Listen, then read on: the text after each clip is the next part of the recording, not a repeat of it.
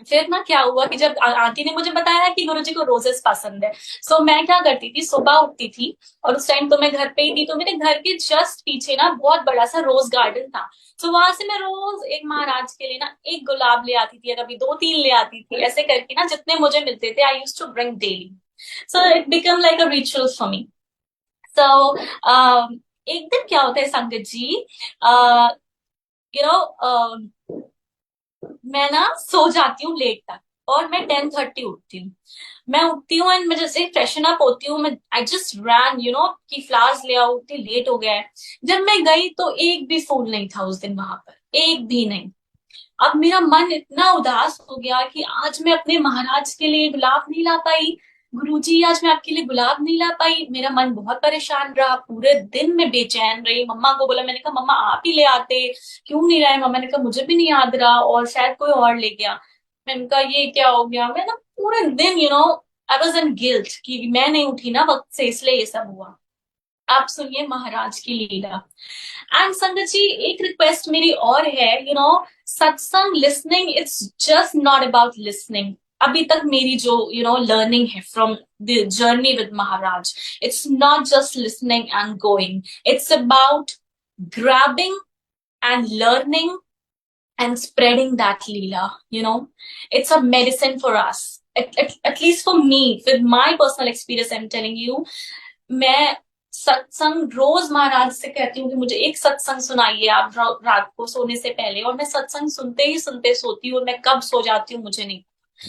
It's a healing for me and it's healing for everyone, क्योंकि हमें हर सत्संग से एक जवाब मिलता है, हर सत्संग से एक सीख मिलती है। इसलिए जो भी मैं आज शेयर करूंगी महाराज का की ग्रेस से, उसमें मैं यही रिक्वेस्ट है सबसे कि हम सब कुछ ना कुछ सीख कर जाएं और अपना कल्याण करा कर जाएं। कल्याण तभी होगा जब हम महाराज के हिसाब से चलेंगे।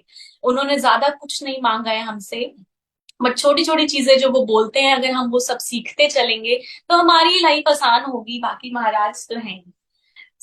मैंने जैसे कि बताया, उस दिन मैं गुलाब नहीं ले पाई और पूरे दिन गिल्ट में रही, महाराज से माफी मांगी और रात में सोई। उस दिन पहला दर्शन था महाराज का मेरी लाइफ में, जब वो मेरे पास चल कर आए। महाराज आए सैफरन चोला में, विद अ सिंपल सैफरन चोला, and he came to me, और उन्होंने मुझे उठाया, उन्होंने मेरा हाथ पकड़ा और चलने लगे जोर जोर से। मैंने कहा गुरुजी आप कहाँ लेके जा रहे हो मुझे। ही सेड नथिंग, चलते गए और मेरा हाथ छोड़ा, और जब मैं देखा तो बड़ा सा रोज गार्डन था। आई कांट टेल यू संगत जी, उसमें इतने गुलाब थे, इतने कलर्स के गुलाब थे कि मैं बता नहीं सकती। You know full garlands of roses, different unique beautiful roses were there। मुझे उस टाइम ये नहीं दिखा कि मेरे साथ गुरुजी है। मैं ना भागी, आई डोंट नो मेरे पास पॉली बैग कहाँ से आया, और मैंने सारे फ्लावर्स प्लक करना स्टार्ट कर दिया, start plucking all the flowers for Guruji. और इतनी खुश मैं कि महाराज इतने गुलाब मिल गया, आज तो गुरुजी खुश हो जाएंगे। संगत जी, जब मैं गुलाब लेकर पहुंची, महाराज को दिया, सो गुरु जी स्माइल्ड। एंड देखिए गुरु जी ने क्या सिखाया मुझे।